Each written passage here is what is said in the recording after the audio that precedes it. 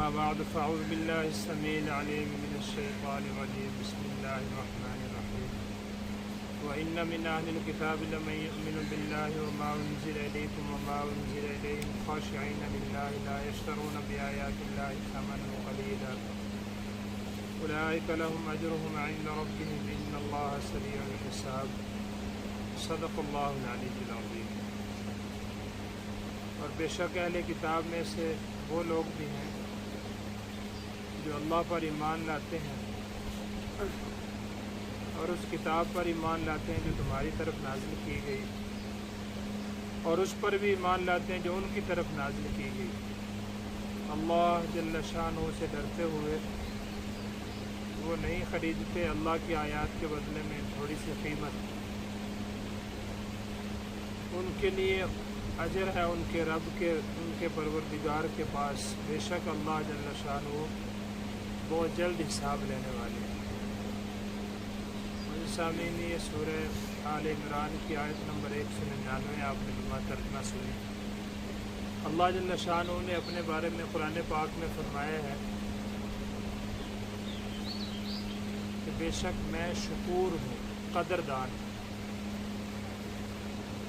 جو کہ میرے لیے عملی زندگی میں کوشش کرے گا۔ اللہ جل شانہ فرماتے ہیں میں اس کی کوشش کو رائیگاں نہیں جانے دیتا۔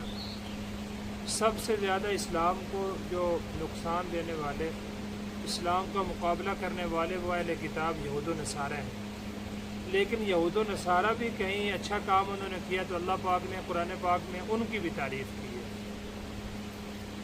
اس آیت میں اللہ پاک نے ایسے یہود و نصارہ کی تعریف فرمائی جو اللہ پر، آپ صلی اللہ علیہ وسلم پر ایمان لائے، تو اللہ پاک نے ان کی دور ایمان کا تذکرہ فرمایا ہے کہ اہل کتاب میں سے بعض وہ لوگ ہیں جو اللہ پر اور تمہارے اوپر، یعنی قرآن پاک جو تمہارے اوپر نازل کی گئی کتاب اس پر بھی ایمان لاتے ہیں، اور جو ان کے اوپر اپنے وقت کے نبی پر نازل ہوئی تورات یا انجیل اس پر بھی ایمان لاتے، خاشعین للہ، اللہ جل شانہ سے ڈرتے ہوئے۔ یعنی یہودیوں میں اور عیسائیوں میں بھی بعض لوگ ایسے ہیں جو اللہ جل شانہ کی خشیت رکھتے ہیں، جو کہ اس دنیا میں زندگی گزارنے کی اصل روح ہے، اللہ سے ڈر کر زندگی گزارنا۔ یہود و نصارہ کی عام طور پر، خصوصی یہودیوں کی عادت ہے کہ وہ تھوڑے سے پیسے لے کر اللہ کی آیات کو بیچ دیتے تھے۔ تورات کے مسئلے بدل دیے، تھوڑے سے پیسے لے لیے۔ مالدار آدمی نے مسئلہ پوچھا، اس سے تھوڑے سے پیسے ہتھیائے اور بدل دی کتاب۔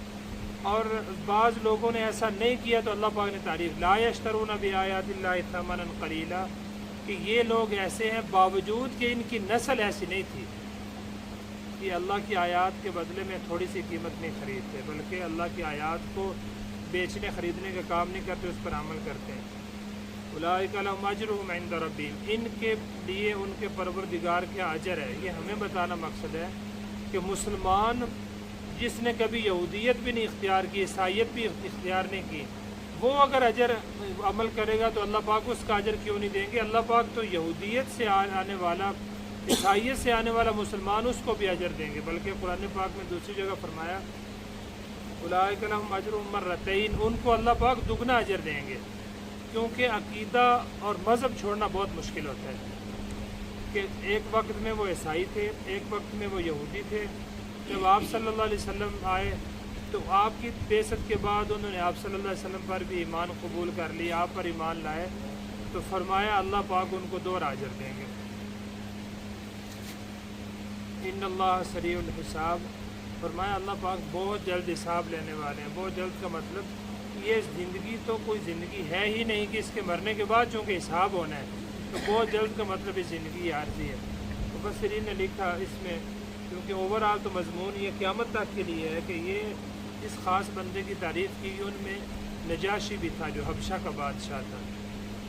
وہ نجاشی حبشہ کا بادشاہ نصارہ، عیسائی ہونے کے باوجود اس نے آپ صلی اللہ علیہ وسلم کی دعوت پہنچی، اس نے دعوت قبول کی، پھر آپ صلی اللہ علیہ وسلم نے ان کا جنازہ بھی پڑھایا۔ اللہ پاک نے وحی بھیجی کہ آپ کا یہ امتی یہ فوت ہو گیا، اس کا جنازہ پڑھائیں، اور وہ جنازہ میت آپ صلی اللہ علیہ وسلم کے سامنے بطور معجزہ کر دی گئی تھی۔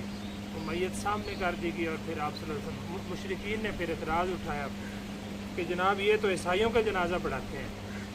تو اللہ پاک نے آیات اتاری کہ یہ صرف عیسائی نہیں تھا بلکہ یہ اپنی کتاب پر بھی ایمان لاتا تھا، پھر آپ صلی اللہ علیہ وسلم پر نازل ہونے والی کتاب پر بھی ایمان لاتا تھا. یہ مومن تھا اور اس کو 2 اجر ملے گا کہ اس نے عیسائیت بھی رکھی، جب آپ صلی اللہ علیہ وسلم آئے تو اس نے اسلام بھی قبول کیا. تو فرمایا یہ نیک بندہ تھا، اس لیے آپ صلی اللہ علیہ وسلم نے بطور معجزہ آپ کے سامنے جنازہ کیا گیا اور آپ نے اس کا جنازہ پڑھایا. تو اللہ پاک نے فرمایا جو کوئی مان لے اس کے لیے بھی اور جو نہ مانے اس کے لیے بھی ان اللہ سریع الحساب، حساب تو بہت جلد ہونے والا ہے. اور بہت جلد کا مطلب یہ زندگی ہے ہی نہیں، گویا کہ کہتے ہیں نا کہ بس بہت جلد یہ کام ہونے والا ہے. تو اللہ فرماتے ہیں بہت جلد حساب ہونے والا ہے.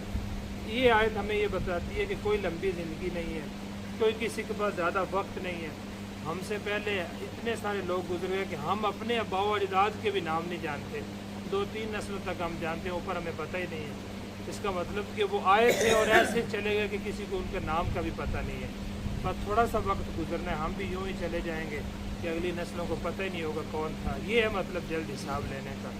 اس لیے جس انسان کو اللہ پاک نے زندگی کی سانسیں دے رکھی ہیں، مہیا ہیں اس کو، وہ اللہ جل شانہ کی فرما برداری جتنی ہو سکتی ہے کر لے. اللہ جل شانہ ہم